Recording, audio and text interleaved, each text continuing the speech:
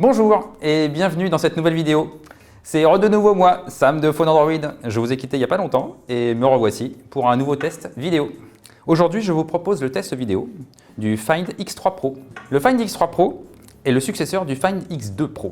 Il a été annoncé le 11 mars 2021 avec le Find X3 Neo et le Find X3 Lite. Il sortira en France le 30 mars 2021 au prix de 1 149 € en une seule version avec 256 Go de stockage et 12 Go de RAM. Si vous vous souvenez, le Find X2 Pro était sorti l'année dernière à 1 199 €. Cela veut dire que le successeur est 50 € moins cher. Ça, c'est une première bonne nouvelle. Il y en a d'autres. Il y en a des moins bonnes, mais il y en a beaucoup d'autres des bonnes nouvelles. C'est un smartphone haut de gamme, résolument haut de gamme, avec un design premium, très beau, très élégant, peut-être un peu moins ostentatoire que le Find X2 Pro que nous avons juste à côté et que nous allons vous montrer aussi pour faire une petite comparaison. Il s'agit du troisième smartphone sous Snapdragon 888 à passer entre nos mains après le Mi 11 et le ROG Phone 5. Aujourd'hui dans ce test, nous allons parler ergonomie, nous allons parler écran, nous allons parler interface, nous allons parler aussi performance et autonomie, nous allons parler photo, audio, un beau programme que voilà. Allez, c'est parti! Faisons d'abord le tour du propriétaire du téléphone. Nous avons un joli téléphone, qu'il est beau, qu'il est mignon et surtout, il est très doux, il est soyeux. Franchement, t'adores le toucher, plus à l'arrière qu'à l'avant. C'est du verre minéral qui est ici, c'est du Gorilla Glass 5 poli. Donc l'effet est vraiment sympa, c'est un effet mat qui ne retient pas les traces de doigts, c'est vachement bien. Et vous remarquerez qu'il y a ici une petite courbure qui permet d'intégrer le module photo à l'intérieur de la coque. C'est-à-dire qu'il n'y a plus cet effet escalier qu'on a pu voir avec d'autres téléphones. Là, on a quelque chose de très doux, de très sympa, ça participe à l'élégance du produit.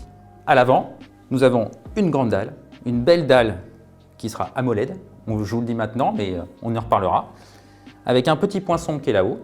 Là, ici, l'écouteur téléphonique avec un haut-parleur qui est intégré dedans. Faisons le tour un petit peu du châssis. Châssis en aluminium tout autour, ça c'est beau. Il y a ici de l'USB type C, là un tiroir de SIM, ici le micro principal, ici le haut-parleur principal. Ici, contrôle du volume, le micro secondaire qui est là, tic. Et ici, nous avons le bouton de mise en marche. Le smartphone est livré avec 3 accessoires que nous avons ici. D'abord, nous avons un câble USB, USB type C vers USB type A pour la recharge, pour la connexion vers le PC. Un chargeur SuperVOOC 2.0 65 watts. Ça, c'est très bonne nouvelle qu'il soit là-dedans. Et ici, un kit main libre, écouteur filaire en USB type C parce qu'il n'y a pas de jack dans ce téléphone. Maintenant que nous avons découvert l'ensemble du téléphone, regardons de plus près l'écran. Nous avons ici une grande dalle de 6,7 pouces. C'est une dalle AMOLED, c'est une dalle qui affiche du Quad HD+. La résolution du téléphone est de 525 pixels par pouce. C'est une dalle qui est identique à celle du Find X2 Pro, nous sommes donc sur quelque chose de très cohérent. Nous sommes aussi sur une résolution très haute, comme chez Xiaomi et comme chez Samsung. Oppo annonce que son écran est capable d'afficher plus d'1 milliard de couleurs différentes. On appelle ça la profondeur de couleur 10 bits. On en reparlera de ça, parce que ça parle aussi aux photographes. L'intérêt, c'est d'avoir une cohérence aussi entre l'affichage et la captation. Côté couleur, justement, il y a 4 modes qui sont proposés. Il y a le mode vif, qui est le mode par défaut. Il y a le mode doux, il y a le mode cinéma et le mode éclatant. Le mode le plus respectueux des couleurs est le mode doux. C'est un mode qui affichera des couleurs très proches de celles qu'on a de référence. Il y a un delta E qui est inférieur à 2. C'est très bien. Il y a aussi une température des couleurs qui est relativement bonne, 6700 degrés. Donc franchement, on est quasiment sur la perfection. Les 3 autres modes sont moins respectueux. Le mode cinéma est le moins pire des 3, clairement. Les 3 autres modes sont moins respectueux des couleurs. Le mode cinéma est le meilleur, clairement. Et le mode éclatant est le pire, avec des températures de couleurs qui éclatent le plafond, tellement qu'il c'est éclatant. Voilà, c'est vraiment ça. C'est un peu dommage parce qu'en plus, les outils de personnalisation de la colorimétrie de l'écran sont très limités dans ce téléphone. Vous avez juste un petit curseur qui vous permet de balader de couleur froide à couleur chaude. Nous aurions aimé avoir plus de personnalisation. Chez Xiaomi, chez Samsung, on en propose. Il devrait y en avoir ici aussi. La luminosité manuelle maximale annoncé par Oppo est de 500 candela par mètre carré. Nous avons mesuré entre 480 et 560 candela par mètre carré selon les modes d'affichage. Le mode doux, plutôt 480, le mode éclatant, plutôt 560. Encore une fois, il éclate les scores. L'écran est compatible HDR10+, le taux de rafraîchissement atteint 120 Hz, et vous pouvez le régler aussi à 60 Hz ou en mode dynamique. L'échantillonnage de l'écran est de 240 Hz. Cela veut dire qu'il regarde 240 fois par seconde si vous le touchez. Ce n'est pas le plus rapide du marché, mais c'est plutôt pas mal. Notez que vous pouvez activer le Quad HD+, et le 120 Hz en même temps, et là, attention à l'autonomie, comme d'habitude. Ce sont des modes d'utilisation qui sont très gourmands en énergie. Nous avons allumé l'écran, et qu'est-ce que nous trouvons? Nous trouvons ColorOS. Le Find X3 Pro profite de la version 11.2 de ColorOS, la ROM d'Oppo. Il s'agit d'une ROM qui est basée sur Android 11. Contrairement à tous les autres smartphones d'Oppo, c'est le premier à profiter dès la sortie de la boîte de ColorOS 11.2 et d'Android 11 directement. Ça, c'est bien. Cette version profite de tous les changements apportés par Google, mais Oppo en profite aussi pour améliorer ses propres services. Il y a beaucoup de nouveautés dans ColorOS 11.2 qui vraiment méritent le détour. Nous avons Battery Guard, par exemple, qui permet de personnaliser le moment où vous allez finir de charger le téléphone. Ça vous permet par exemple de charger toute la nuit sans abîmer la batterie. Vous avez aussi Oppo Relax en version 2.0 avec beaucoup plus de musique, avec beaucoup plus de bruit d'ambiance afin de mieux vous concentrer, afin de mieux vous relaxer aussi. Et il y a enfin de nouveaux outils de personnalisation de l'interface, notamment sur l'écran Always On, qui vous permet par exemple de créer une horloge personnalisée. Vraiment de la créer de bout en bout. À partir de rien, vous avez plusieurs motifs et vous dessinez votre horloge personnalisée. Ça, c'est cool. Ça, c'est vraiment cool. ColorOS 11 est une interface complète, est une interface qui n'est pas difficile à utiliser parce qu'elle reprend toutes les gestuelles habituelles d'Android. Nous allons faire deux petites remarques sur ColorOS. Pour nous, c'est important parce qu'on trouve ça vraiment très bien. D'abord, il n'y a pas beaucoup d'applications préinstallées, notamment des applications préinstallées de partenaires. Vous en trouvez que deux, Facebook et Netflix. Ça, c'est très bien. Enfin, il y a une vraie prise de conscience chez les constructeurs qui baisse le nombre d'applications préinstallées. La deuxième chose, c'est que ColorOS essaye d'apporter des outils pour les joueurs. Moi, vous savez, je suis gamer. Vous l'avez vu peut-être sur la vidéo du ROG Phone 5. Là, on a des petites choses qui nous rappellent un petit peu l'expérience ROG Phone. Ça s'appelle espace de jeu. C'est ici, c'est sympa. Là-dedans, vous avez vos collections de jeux. Et surtout, vous avez un petit menu qui apparaît où vous pouvez régler le profil d'utilisation du téléphone. Alors, nous avons plusieurs profils, nous avons plusieurs modes. Le mode économie pour économiser de l'énergie, bien entendu, le mode équilibré qui est celui par défaut. Et nous avons aussi le mode compétition qui augmente carrément. Là, on voit bien les histos. On voit bien que la performance GPU, performance CPU, puissance du signal, là, il met la puissance qui va bien pour faire tourner les jeux qui sont gourmands.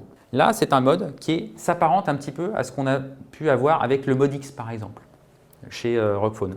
Et si vous lancez un jeu, vous avez un menu intégré dans l'interface qui vous permet d'apporter quelques petites retouches in-game ou alors d'accéder à des outils pour les gamers et pour les streamers. Vous pouvez faire une capture d'écran, vous pouvez faire de la captation vidéo directement depuis cette interface. Ça, c'est vachement bien si vous êtes gamer, bien entendu. Donc c'est une interface qui est vraiment très fluide, c'est une interface qui est très réactive.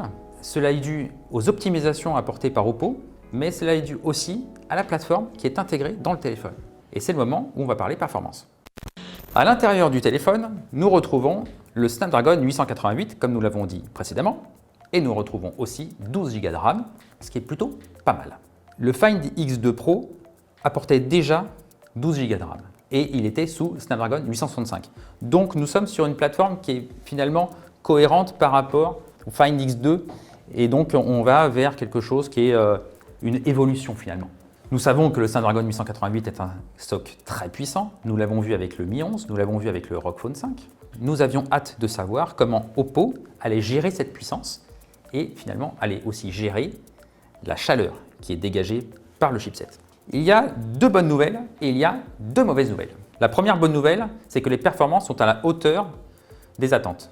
Le Snapdragon 888 qui est installé dans le Find X3 Pro atteint des scores qui sont globalement les mêmes que ceux du Mi 11. Attention, il y a quelques conditions pour avoir cela. D'abord, il faut que l'écran soit en Full HD+, et il faut que le taux de rafraîchissement soit en 60 Hz. Il faut également que la charge soit à 100%, parce que à 100%, les performances du téléphone sont meilleures qu'à 50% par exemple. Ça fait partie un petit peu de la cuisine interne des téléphones. Et l'autre chose, c'est qu'il faut que le mode compétition soit actif. Et là, vous avez de très bons scores. La deuxième bonne nouvelle, c'est que le smartphone gère bien la chaleur du Snapdragon 888. Ça ne dépasse jamais les 47 degrés. Bien sûr, ça chauffe ici, dans le coin avec le capteur selfie. Quand vous tenez le téléphone comme ça chauffe au niveau de la paume. Ce n'est pas dangereux, ça ne brûle pas. Des fois, ça peut peut-être un peu vous titiller, mais ce n'est pas dangereux. Passons aux mauvaises nouvelles. Quelles sont-elles? La première mauvaise nouvelle concerne le CPU. Pour éviter toute surchauffe du CPU, Oppo a décidé de brider le SoC. Vous allez doucement mais sûrement monter en température, arriver à 47 degrés, il va commencer à brider les performances pour que ça redescende. Ceux qui sont habitués à jouer sur smartphone mais aussi sur PC, c'est pareil. Vous avez certainement dû voir un petit peu les performances de votre plateforme faire de la sinusoïdale comme ça. Et bien, c'est pareil ici, évidemment.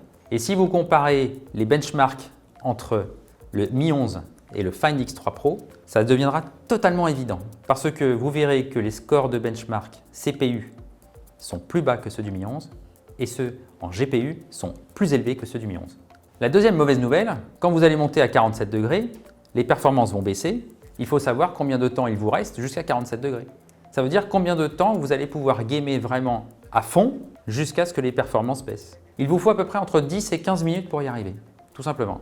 Sur un benchmark tel que 3D Mark, sur le stress test, un peu après la moitié du test, un test il fait 20 minutes environ, les performances se dégradent au bout de 12-15 minutes et là tout d'un coup, tac tac, tac tac, ça hoquette, tac tac, tac tac. Donc ça veut dire que ce smartphone, il pourrait être une bonne console de jeu, il pourrait être une bonne plateforme de gaming pour smartphone, pour faire du PUBG, pour faire du Fortnite, pour faire plein de choses, pour faire du Call of Duty mobile. Mais il ne faut pas que les parties soient trop longues, tout simplement. Nous avons deux remarques plus généralistes. La première, c'est que Genshin Impact, qui est un jeu quand même très gourmand, si vous le placez en graphisme modéré et framerate à 30 images par seconde, le smartphone ne chauffe pas. Donc, vous n'avez pas de perte de performance. Donc c'est pas mal, finalement. C'est une bonne petite console de jeu. Mais il ne faut pas aller trop loin dans la qualité des graphismes. La seconde chose, c'est que pour tous les autres usages, ce smartphone, il est vachement bien. Il est fluide, il est rapide, il en a sous le capot, il n'y a pas de problème. Et d'ailleurs, il n'y aura pas grand-chose qui pourra le faire monter jusqu'à 47 degrés. Pour tous les autres usages, il est vachement bien ce téléphone. Avec autant de puissance, qu'en est-il de l'autonomie? Justement, on va en parler maintenant. Côté autonomie, nous avons une bonne et une mauvaise nouvelle ici aussi. Allez, pour une fois, on va commencer par la mauvaise parce que bon, il ne faudrait pas non plus finir que par des mauvaises. On va commencer par la mauvaise. La mauvaise, c'est que les joueurs, encore eux, ils n'auront pas beaucoup d'autonomie. Sur Genshin Impact, encore lui, nous l'avons poussé à son paroxysme, bien sûr. Nous l'avons mis à 60 images par seconde avec les graphismes au meilleur de leur forme. Nous avons obtenu une autonomie de 2 heures. Ah, c'est pas beaucoup, hein? Mais en même temps, par rapport aux autres smartphones, c'est pas si mal. C'est honorable comme score, franchement. Et si vous mettez Genshin Impact, toujours lui-même, à 30 images par seconde, graphisme moyen, là vous obtenez 4 heures. C'est pas mal. Franchement, c'est vraiment pas mal du tout. La bonne nouvelle, c'est que là-dedans, il y a une meilleure batterie que dans le Find X2 Pro. Dans le Find X3 Pro, vous retrouvez deux batteries de 2250 mAh, soit au total 4500 mAh, versus les 4260 qu'on avait précédemment. On a 5% de batterie supplémentaire. Ça vous permet d'avoir une autonomie qui va un petit peu au-delà de la journée et demie. On avait reproché beaucoup au Find X2 Pro d'être un petit peu léger au niveau de l'autonomie. Nous n'irons pas jusqu'à 2 jours. Non, nous n'irons pas. Parce que il ne peut pas. En revanche, vous pouvez optimiser votre autonomie en baissant le taux de rafraîchissement, en baissant la luminosité, en baissant la qualité d'affichage. Côté recharge, là encore, une bonne nouvelle. Deux bonnes nouvelles même. La première, c'est que le téléphone est compatible SuperVOOC 2.0, 65 watts. Ça vous donne de la patate très rapidement. Et en plus, le chargeur est fourni avec. Que demande le peuple? Si vous utilisez ce chargeur, si vous utilisez ce câble, vous obtenez une recharge en 39 minutes. Nous avons mesuré 39 minutes. Oppo promet 31 minutes. Nous ne l'avons pas réussi à le faire. Le problème, c'était le dernier pourcent. En fait, ce qui s'est passé, c'est que nous sommes montés à 90% en une demi-heure, à 95% en 34 minutes. Nous avons attendu quasiment 5 minutes supplémentaires pour aller jusqu'à 100. Ce dernier pourcent, c'est celui qui a foutu la merde. Autre bonne nouvelle, il est compatible charge sans fil. Mais Oppo ne peut pas se contenter d'une charge sans fil. Donc ils se sont dit non, on va faire une charge sans fil rapide. Ça s'appelle AirVook. AirVook, ça vous propose une charge sans fil à 30 watts. Ça c'est très rapide pour de la charge sans fil. Ça vous permet de recharger entièrement le téléphone de 0 à 100% en 80 minutes. Enfin, ça, c'est le claim d'Oppo. Nous, on n'a pas pu le mesurer. On n'a pas de chargeur sans fil. Mais en tout cas, c'est ce qu'ils promettent. Si c'est vrai, franchement, c'est plutôt pas mal. Il nous reste 2 sujets à aborder. Il nous reste l'audio et il nous reste la photo. Commençons par l'audio. Sur l'audio, on va être très rapide. On a 2 petits éléments à vous donner. Le premier concerne les haut-parleurs. Les haut-parleurs, il y en a un ici et un ici. Les haut-parleurs sont totalement déséquilibrés. Pourquoi? D'abord parce que lui, il est plus petit que celui-là et parce que lui, il pointe vers le côté alors que vous êtes en train de regarder. Ça, c'est une proposition que beaucoup de constructeurs font. C'est-à-dire intégrer un deuxième haut-parleur ici pour apporter un petit peu plus de puissance au niveau de l'audio quand vous n'avez pas de casque. Mais en même temps, il faut aussi que ce soit un petit peu qualitatif. Moi, je préfère largement les propositions de Sony, par exemple. Sony qui met 2 vrais haut-parleurs frontaux comme ça, qui vont bien. Le Rockphone, lui, il a 2 énormes haut-parleurs devant. Et ça change tout.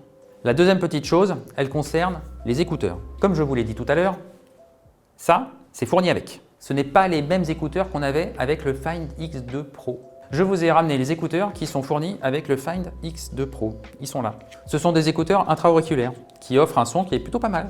Alors que ça, ce sont des écouteurs classiques. Vous pouvez les retrouver par exemple avec l'iPhone. La coque, elle est en plastique blanc. Ça fait un petit peu mal si vous les portez un petit peu trop longtemps. Ça, c'est bof. Ça, c'est bien. Au moins pour la tenue. Globalement, l'expérience audio fournie par le Find X3 Pro est plutôt pas mal, mais pas grandiloquente non plus. Et surtout, elle devient bonne que si vous achetez un accessoire audio supplémentaire. Nous parlons par exemple des Enco X que nous avons testés aussi sur notre chaîne. Et bien, les Enco X, ils proposent avec ce téléphone une expérience super parce qu'ils sont nativement compatibles, parce qu'il y a une interaction, il y a une complémentarité qui est vraiment top. Nous en avons fini avec l'audio. Nous passons maintenant à la dernière partie. En photo, il y a du bon, il y a du très bon, il y a du moins bon. Allez, derrière ce beau téléphone, vous avez 4 capteurs photo. Le premier capteur photo que nous allons présenter, c'est celui-là. C'est le plus important. C'est un IMX766 de chez Sony. C'est un capteur photo 50 mégapixels qui a été co-développé avec Oppo et avec lequel le constructeur aura une exclusivité au moins pendant 1 an. Mais OnePlus aussi. Dès qu'il va y avoir le OnePlus 9 Pro, il devrait y avoir le même capteur dedans. Donc vous retrouvez cet IMX766 ici et ici aussi. Et ça, c'est vachement bien parce que vous avez une vraie homogénéité entre les 2 capteurs. Ce sont les 2 capteurs les plus importants. Celui-là, c'est le capteur principal, celui qui vous aidera tous les jours à faire de belles photos. Et celui-là, c'est le capteur avec objectif grand angle. Et donc les deux offrent la même qualité photo et ça, c'est vachement bien. Là, nous avons un capteur qui est stabilisé, autofocus omnidirectionnel, très rapide. Ça remplace l'autofocus laser que nous avions dans le Find X2 Pro. Et il y a un objectif qui ouvre à f1.7. Ici, nous avons IMX766 avec objectif grand angle 110 degrés, ouverture à f2.2, pas d'autofocus. Le petit qui est ici, qui est mignon, c'est un capteur 13 mégapixels. C'est un capteur qui est rangé derrière un téléobjectif qui offre un zoom 2 fois. Il ouvre à f2.4. Il n'est pas stabilisé. Donc, le rapport de zoom est de 2 fois, le rapport de zoom hybride 5 fois et le rapport de zoom numérique 20 fois. Et enfin, on va venir sur lui. Lui, c'est une curiosité. C'est la nouveauté. C'est un capteur microscope. C'est-à-dire que vous le posez sur une table, sur votre bras, sur un tissu, sur n'importe quoi. Vous le posez quelque part. Il y a le petit cercle qui s'allume, parce que c'est une LED, pour illuminer vraiment ce que vous allez prendre. Et il y a du grossissement 60 fois pour avoir vraiment, par exemple, les fibres de ma chemise. On a pris une photo de ma chemise en préparation de cette vidéo et on voit bien les fibres. C'est incroyable, c'est super. Mais à quoi ça sert? Waouh! Franchement, passer la curiosité, passer le « Hey, tiens, regarde mec, j'ai un truc à te montrer ». Honnêtement, ouais, à quoi ça sert? Ça sert tellement à rien que d'ailleurs, pour activer le microscope dans l'application photo du Find X3 Pro, il faut aller dans un menu séparé. Et ça remplace le téléobjectif périscopique 5 fois du Find X2 Pro. Ben non, je préfère avoir un téléobjectif 5 fois, en zoom optique en plus. Justement, parlons de qualité un peu. Là, ces deux-là, ils offrent une qualité super, vraiment. Il y a beaucoup de couleurs, il y a du contraste, il y a du piqué, il y a une belle luminosité. Ils font vraiment des belles photos de jour, de nuit, avec un mode nuit qui est super. Le mode nuit Oppo, moi franchement, je trouve que c'est vraiment un super mode nuit. Alors lui, peut-être un tout petit peu moins bien puisqu'il est un tout petit peu moins lumineux et c'est normal. Correction de distorsion qui parfois sont un petit peu hasardeuses. On a vu des arbres un petit peu partir dans la 4e dimension. Mais on a quelque chose qui est plutôt de bonne qualité, vraiment. Et donc lui, vraiment, il offre quelque chose de lumineux parce que ouverture f1.7, là vraiment, on a de la lumière. Le mode portrait, c'est lui qui s'en occupe. Lui aussi, il peut faire des portraits, mais c'est moins bien. Préférez plutôt prendre avec le gros et vous rapprocher de votre sujet plutôt que d'essayer de faire le zoom optique et de vous dire « Ah bah tiens, on simule un petit peu un 70 mm pour faire un portrait, ça c'est mignon, c'est joli. » Bah non, préférez plutôt vous rapprocher. Je pense que là, franchement, avec ça, on n'a pas assez de lumière pour faire des belles photos.